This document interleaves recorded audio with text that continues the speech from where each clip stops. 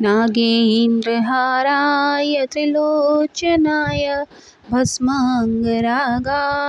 महेश्वराय नित्याय शुद्धाय दिगम्बराय तस्मै नकाराय नमः शिवाय मन्दकिनीशलिलचन्दनचर्चिताय मन्दीश्वर प्रमथनाथ महेश्वराय मन्दारपुष्पबहुपुष्पसुपूजिताय तस्मै मकाराय नमः शिवाय शिवाय गौरीवदनाब्जवृन्द सूर्याय दक्षाध्वरनाशिकाय श्रीनीलकण्ठाय वृषध्वजाय तस्मै शिकाराय नमः शिवाय।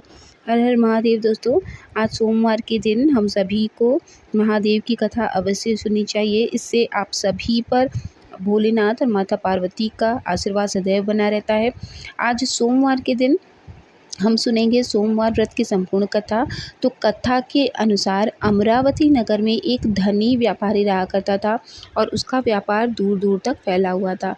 नगर में उस व्यापारी का सभी लोग बहुत मान सम्मान करते थे। इतना सब कुछ होने पर भी वह व्यापारी बहुत दुखी रहा करता था, क्योंकि उस व्यापारी का कोई पुत्र नहीं था। दिन रात उसे बस एक ही चिंता सताती रहती थी कि उसकी मृत्यु के बाद उसके इतने बड़े व्यापार और धन संपत्ति को कौन संभालेगा। पुत्र प्राप्ति की इच्छा से वह व्यापारी हर सोमवार भगवान शिव जी का व्रत और पूजन किया करता था। सायंकाल को वह व्यापारी शिव मंदिर में जाकर भगवान शिव के सामने घी का दीपक भी जलाता था। उस व्यापारी की भक्ति को देखकर एक दिन माता पार्वती ने भगवान शिव जी से कहा, हे प्रभु, यह आपका सच्चा भक्त है। कितने दिनों से ये सोमवार का व्रत और पूजा का नियमित रूप से कर रहा है।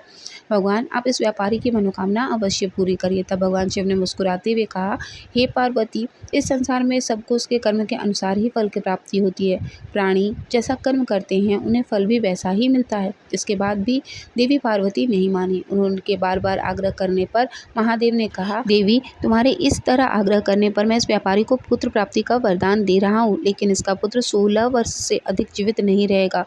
उसी रात भगवान शिव ने स्वप्न में उस व्यापारी को दर्शन देकर उसे पुत्र प्राप्ति का वरदान दिया और उसके पुत्र के 16 वर्ष तक जीवित रहने के बाद भी उसको बता दी। भगवान के वरदान से उस व्यापारी को खुशी तो हुई, लेकिन पुत्र की अल्पायु की चिंता भी उस खुशी को नष्ट कर दे रही थी। व्यापारी अब भी पहले की तरह ही सोमवार का विधिवत व्रत करता था और शिव जी की पूजा किया करता था। कुछ महीने पश्चात उसके घर में बहुत ही सुंदर पुत्र उत्पन्न हुआ। पुत्र जन्म से व्यापारी के घर में बहुत खुशियां भर गईं।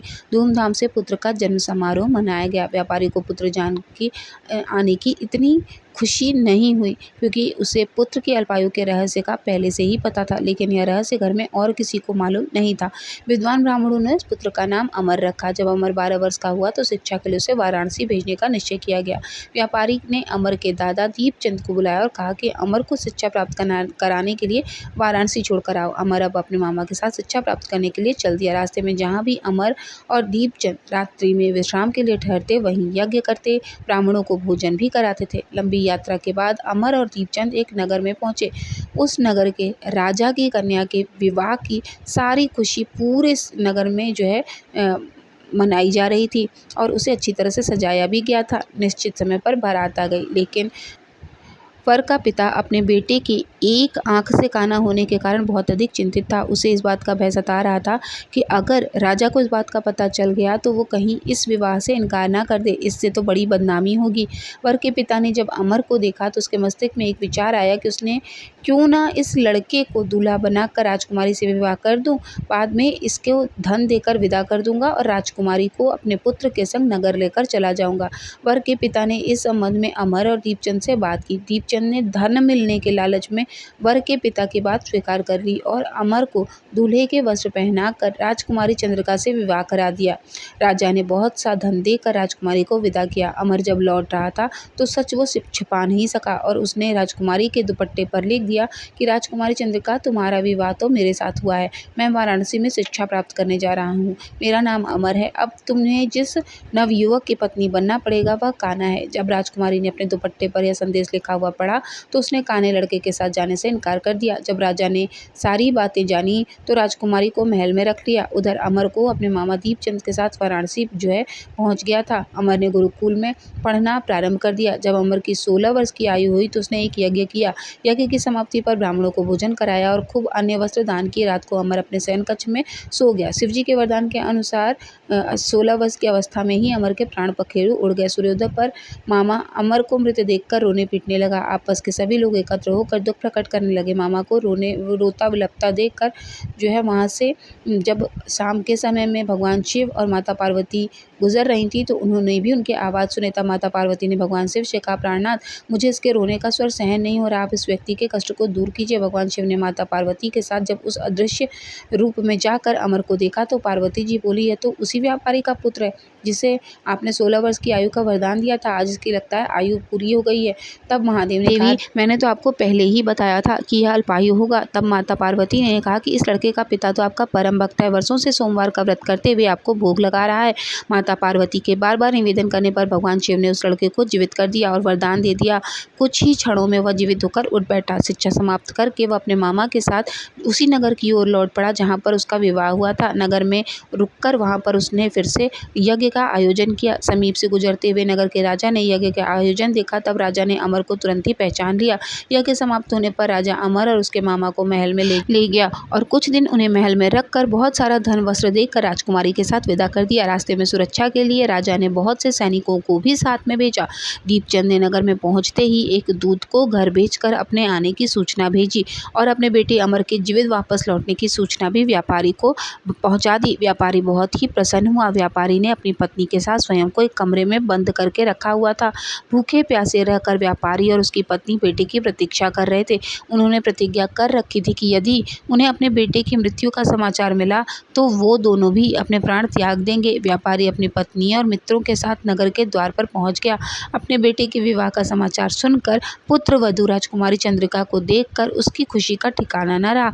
उसी रात भगवान शिव ने व्यापारी के सपने में आकर कहा, हे श्रेष्ठी, मैंने तेरे सोमवार के व्रत करने और व्रत कथा सुनने से प्रसन्न होकर तेरे पुत्र को लंबी आयु प्रदान की है। यह सुनकर व्यापारी बहुत प्रसन्न हुआ। सोमवार का व्रत करने से व्यापारी के घर में खुशियां लौट आईं। शास्त्रों में लिखा है, जो स्त्री पुरुष सोमवार का विधिवत व्रत करते हैं और व्रत कथा सुनते हैं उनकी सभी इच्छाएं पूरी होती हैं।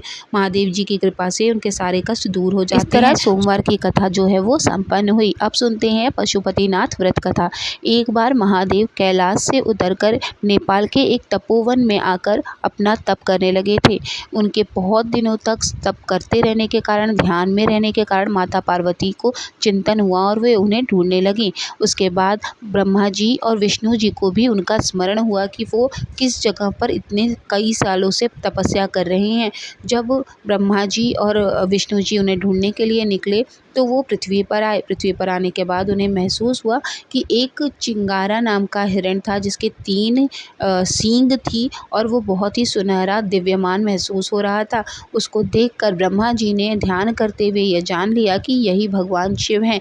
ब्रह्मा जी ने भगवान शिव से कहा कि आप यहाँ पर ध्यान में मग्न हैं और आपके जितने भी भक्त जन हैं, क्योंकि आप ही इतने दयालु हैं जो पुरुषों पर, महिलाओं पर, बच्चों पर, पशुओं पर, असुरों पर, सब पर समान रूप से दया बरसाते हैं, इसलिए सभी आपके लिए बहुत परेशान हो रहे हैं। आप वापस कैलाश चलिए। लेकिन महादेव मानने को तैयार नहीं थे क्योंकि वो जगह इतनी उन्हें पसंद थी तप के लिए, ध्यान के लिए, कि वो उस समय अपने ध्यान के कारण वहाँ से जाना नहीं चाह रहे थे। तब ब्रह्मा जी ने और विष्णु जी ने जब उनके सींग को पकड़ा, ऐसा माना जाता है, शास्त्रों में इसका उल्लेख है कि जब वो पकड़कर सींग उनका लेकर जाने लगे थे तो एक सींग का टुकड़ा नेपाल के ही उस जगह पर गिरा जहाँ पर पशुपतिनाथ व्रत का मंदिर स्थापित किया गया है। तो चिंगारा हिरण का नाम था जिसकी वजह से पशुपतिनाथ व्रत की जो कथा है वो भी शुरू हुई। और इस विधि के नियम भी काफ़ी सख्त इसलिए ही थे क्योंकि वो ध्यान मुद्रा में ही थे महादेव। और इसके बाद जो भी इस व्रत को करता है पूरे संयम और नियम के साथ, 5 सोमवार नियम पालन करने के साथ-साथ व्रत को करता है, अल्पाहार भोजन ग्रहण करता है, नमक का सेवन नहीं करता है, दियों को सही दिशा में जलाता है, नियमित रूप से कथा का पाठ करता है, उसके बाद आरती करता है, मंदिर में जाकर पूजा समान रूप से दोनों समय सुबह और शाम दोनों टाइम में करता है, उसकी अवश्य ही मनोकामना पूरी होती है। यदि आप पशुपतिनाथ व्रत रखते हैं तो पशुपतिनाथ से संबंधित और पशुपतिनाथ व्रत कथा की एक वीडियो हमारे चैनल पर पहले से ही अपलोड है। आप चाहें तो उसको भी, अगर आपके पास कथा के पुस्तिका नहीं है तो आप उस स्टोरी को भी सुन सकते हैं। मंदिर से आने के बाद या मंदिर में बैठने के बाद एक बार कथा श्रवण ज़रूर करना चाहिए। कलयुग के समय में नाम जप, कीर्तन, श्रवण, इन्हीं 3 चीज़ों को भगवान के पास तक पहुँचने का और उन्हें प्रसन्न करने का, यही 3 मार्ग सबसे ज़्यादा उत्तम बताया गया है। इसलिए नाम जप, श्रवण और कीर्तन अवश्य करें। जहाँ भी कहीं आपको कथा सुनने का मौका मिले उसको कभी भी गंवाना नहीं चाहिए। तो आई होप कि आप सभी के लिए वीडियो बहुत यूज़फुल रही होगी। वीडियो अगर आपको अच्छी लगी हो तो प्लीज़ चैनल को ज़रूर सब्सक्राइब कर लीजिएगा। मिलेंगे नेक्स्ट वीडियो में, तब तक महादेव की कृपा हमेशा आप सभी पर बनी रहे। ओम नमः शिवाय, जय माता दी।